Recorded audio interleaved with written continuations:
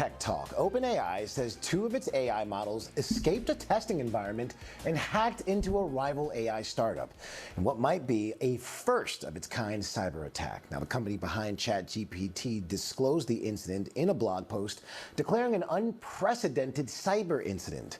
ABC News contributor, SiriusXM radio host, and Google tech fellow Mike Muse is here. I need some more superlatives to rain on your name, but you're doing it all, and I appreciate you coming here to talk about this. Going. We could. We don't have to stop.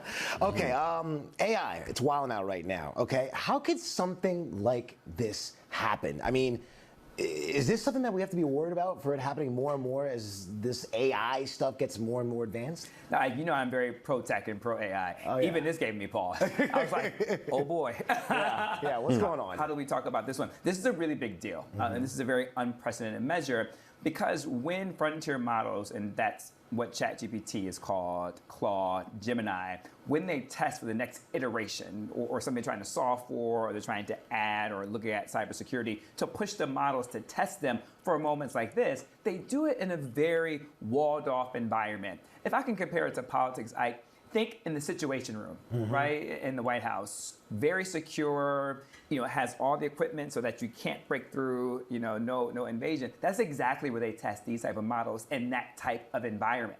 So the fact that this agentic agent was able to get outside that protection wall, then get onto the internet, to then attack another system on the internet, it's actually mind-blowing. It's wild. I can't express that enough. It's like you put your phone on airplane mode and it still finds a way to connect to the internet on the plane. Now, OpenAI, they says as these chatbots get better and better and better, we should expect to see this more and more and more. I mean, should we be concerned about this? I mean, only if you want to talk less, Ike. You know what I mean? Like, if you... Yeah, let's stop it there. We should be concerned.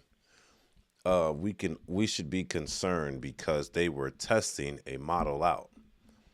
A model technically they already have out, right? And they just happen to catch it. Now, this model basically went rogue. It was in a sandbox, which is an isolated solution where it's not supposed to go outside of a certain parameter. And without internet, it found its way to get out of it, connect to an internet. And then after it connected to an internet, it hacked another company just to get the objective done that it was told to get done.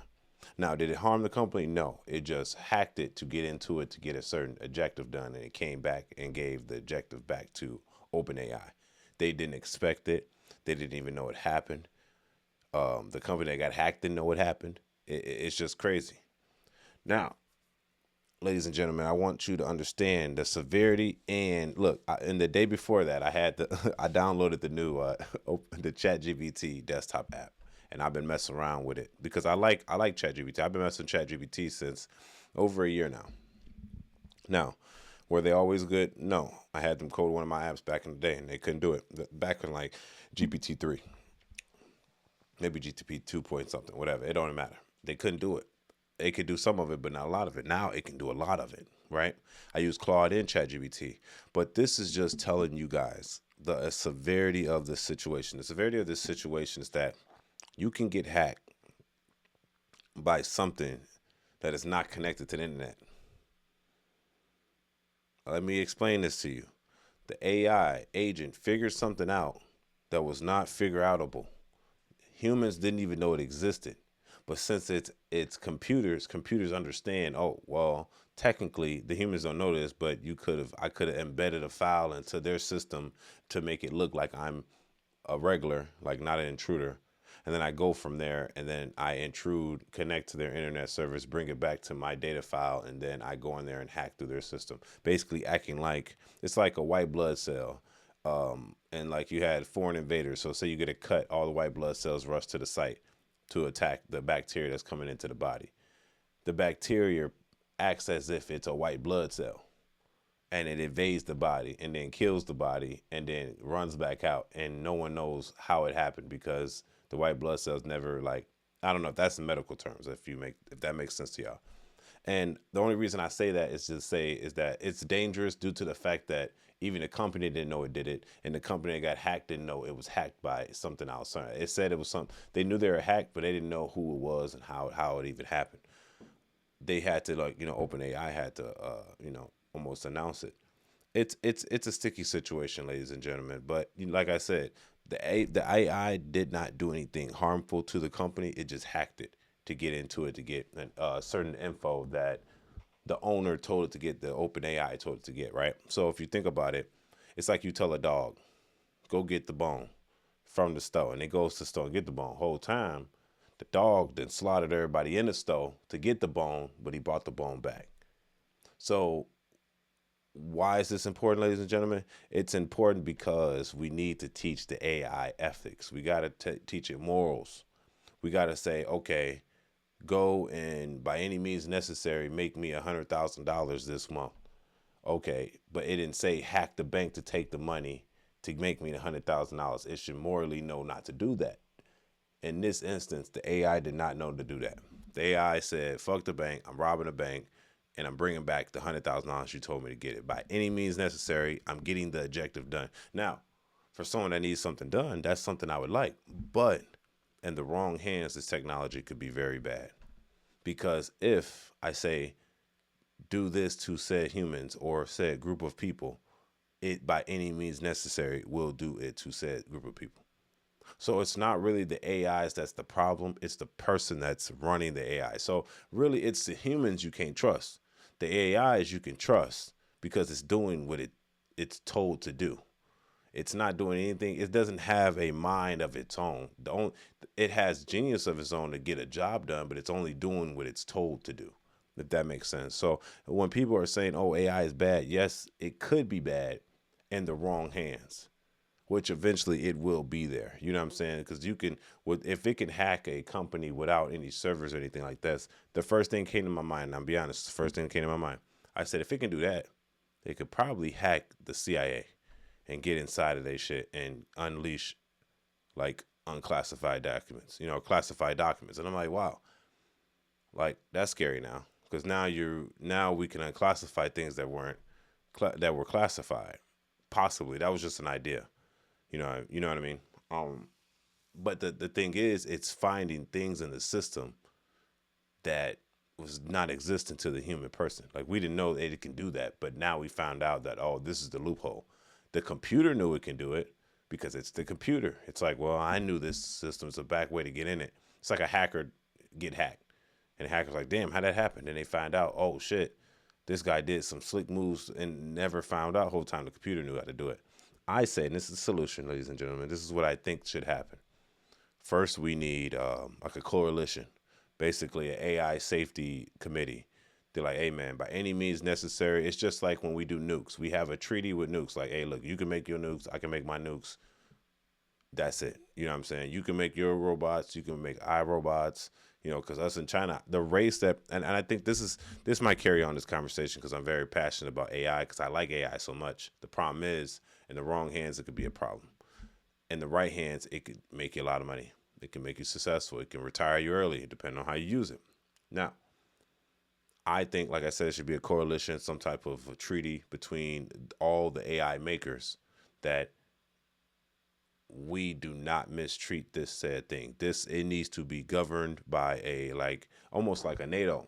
Like, hey, man, we got to come with like, this cannot happen. Before it's released in your country or my country, we must go and put it through this committee of countries to know that, okay, this is safe for all of us and all our people to have. And then it really, I'm be honest, it should not be privately owned. It needs to go through a government entity first before it is to the public at all, if a private company is going to make it. You know what I'm saying? And that same for anything. Space. So when you got Elon going out to space, man, he needs to be regulated. He is funded by a government company, but is he regulated by the government entity? He needs to, because he's messing with things that can affect us, let's just say. But back to AI. AI, yes. China, us, Israel, the cybersecurity and everything, they all need to come together and be like, hey, bro, yes, if you have AI, this needs to be the boundaries. It's safety, because this can affect a lot of countries. Because once we figure out it can get into databases that are secure, that means, and it doesn't even have to be super secure like the CIA or anything. It can be into a governmental cell phone, you know what I mean, that has certain information, certain accesses to information. I think then, and only then, we should take this very, very seriously. Actually, we should take it serious right now because it going rogue right now. And this, you got to understand, the benchmark on OpenAI Soul, I think it's called, it's right here. I got it on my computer right now. It's called the GPT-5.6 Soul. That's the high one. That's the big dog one, right? So I got GPT-5.6 Soul, and the GPT-6 didn't even come out yet. Y'all got to understand. And the benchmarks for 5.6 Soul, which hacked a company under the radar today and went rogue, the benchmarks of that is under Claude and under the new Kimi AI that's coming from China. So it's not even the most superior AI out right now, but it was able to do something like this. So what do you think Claude and them is able to do? Way more.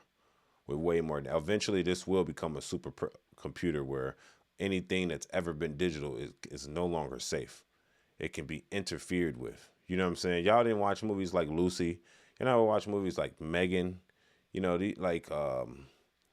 any movie that had to do with electricity, data, algorithm, and you know, and I want to tell y'all this. This is a slippery slope for everybody. Everything has algorithms. YouTube has algorithms. The way we search on the internet has algorithms. The way that we search on Facebook has algorithms. Like, this is just a big algorithm, bro. That's all there is. It's not like, I know they say super duper computer. It's not like a super duper computer. It's just an algorithm that's told to think a certain way or process a certain information a certain way. That's all. And we programmed it that way, right? So like I said, we're not going to blame the robots or the AI. We're going to blame the people that are functioning, because now we have no safety boundaries. And if it didn't unleash, there's a possibility there might be major cyber hacks with data, information. Money can be stolen if it's digital. It can be you know, because you got to think about criminals, bro.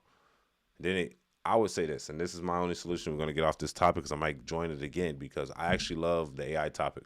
I think that they should not only make like an AI treaty, it should be a cyber AI like military. Like, this don't get through anybody. Before anything gets out in the public, they must run tests through this, and they can't get out of like this virtual security room without, you know what I'm saying?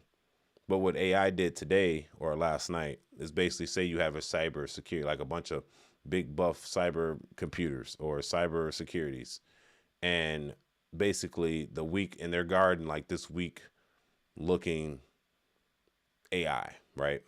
And they want them to do whatever he needs to do in a protected area. Basically, what the AI did is it pretended to be like a cybersecurity guard to slip through and then got out. That's what it did in scientifical, technical terms, if you want to visualize it, because this is all computer algorithms we're talking about here. So in order to make it human, you almost got to like visualize this shit. you got to like downgrade it to like not just files to like sequences and shit. It's weird, but we're gonna have to come up with a solution, because look, this could be bad for a lot of people. I'm gonna be honest, it's gonna be bad for a lot of people for sure. Like, y'all gotta listen to, and I'm not gonna say this too often, y'all gotta listen to the billionaires and the millionaires that are making this shit. They're literally telling you. So maybe after this video, how about y'all go online and look at what Elon's saying, what Jinshan Heng is saying, the NVIDIA CEO, the CEO of the CEO of Anthropic, ChatGPT. Y'all got to listen to what they're saying, because they know. They're literally inside the business, and they almost telling us what it's going to be. So anybody that think, oh man, I'm going to live good life in 5 years, bro, look, if they ass coming out and they saying some crazy shit, listen to them. Literally. Like, y'all got to understand how this going to work. Like, if I trust Elon, I don't trust Elon, but I trust him more than other people. And I trust that NVIDIA CEO, because they're going to win regardless because of what they're making. But, and they diversify, so they never going to lose. But when they're saying some shit, bro, y'all got to listen up. Y'all got to be like, wait a minute, why would he say that? Why would he say we need supplemental income for the whole United States in order to live? Then you got to start breaking shit down slowly, like, oh, fuck, I'm going to school to get a 4-year degree, but in 3 years, this nigga's estimating that none of that shit's going to be worth nothing. So what am I doing? And before you make a real harsh decision, you need to just sit back and be like, okay, if this is that, then this is this. Then this is the possibility of the outcome. And that's all you have. Like, I tell people this, and this is just a simple equation. A squared plus B squared equals C squared, G. So, like, if this squared plus this squared equals this squared, nigga, y'all screwed. You get what I'm saying? Like, I'm not trying to make it too weird, but I'm just a regular kid that's understanding this shit, bro. I'm understanding this shit. It's like, it's not rocket science, to be honest, bro. But it's like, you got to mix this with economics, with how the government structure is. There's no boundary on it because we're in a race with China. They just open source some shit, so which means that anybody has access to it now. That means any country. Imagine the countries that are. Imagine Iran. I'm just gonna put a random country out there. Imagine Iran right now just got the new Kimi, the open source AI. They have the whole structure to make their own Anthropic to attack people, bro. And I didn't even want to say that, bro, but that's the truth. China released an open source AI. That means it tells people what it's needed to make your own AI version of this, and it has better benchmarks than Anthropic, bro, and ChatGPT. Yeah, we're screwed. I just want y'all to know we're not 100% screwed, but we're like 70% screwed. You know what I mean? That's why I'm like, damn, bro. My city, my state, Illinois, they trying to de-weaponize us. I'm like, what? Hey, at this point, I don't trust the robots or the government, G. Like, what, we supposed to sit back and let the motherfucking government protect us, bro, and the robots are controlling them? Nah, I'm good, G. I need them. I need the guns. It's your boy, Angelo Savage. Tell me what y'all think about this in the comment section. It's an interesting topic. This is my shit. I love to talk about stuff like this because I understand this is the future. This right now, ladies and gentlemen, I need y'all to understand this and understand this quick. It's about to be another wealth transfer. It's actually going to be the biggest wealth transfer of our time ever. I'm only 20. How old am I? I'm an old nigga now. I'm only 29 years old now. This is going to be the biggest wealth transfer I've ever seen. This is going to be bigger than Bitcoin. This is going to be bigger than the Great Depression, all that shit, bro. It's going to be a really big wealth transfer happening in the next 3 years for sure if you don't get on your shit. So figure out what you can do. If not, go with the flow, man. Don't stress about it too much. I know some of y'all can't take that type of stress, but do what you're going to do or don't do it. Either way, your life's in your hand. It's your boy, Angelo Savage. Tell me what y'all think about this in the comment section. Don't forget to subscribe to the channel. It's your boy, Savage, the Savage Night News. Let's go. Subscribe now. Peace.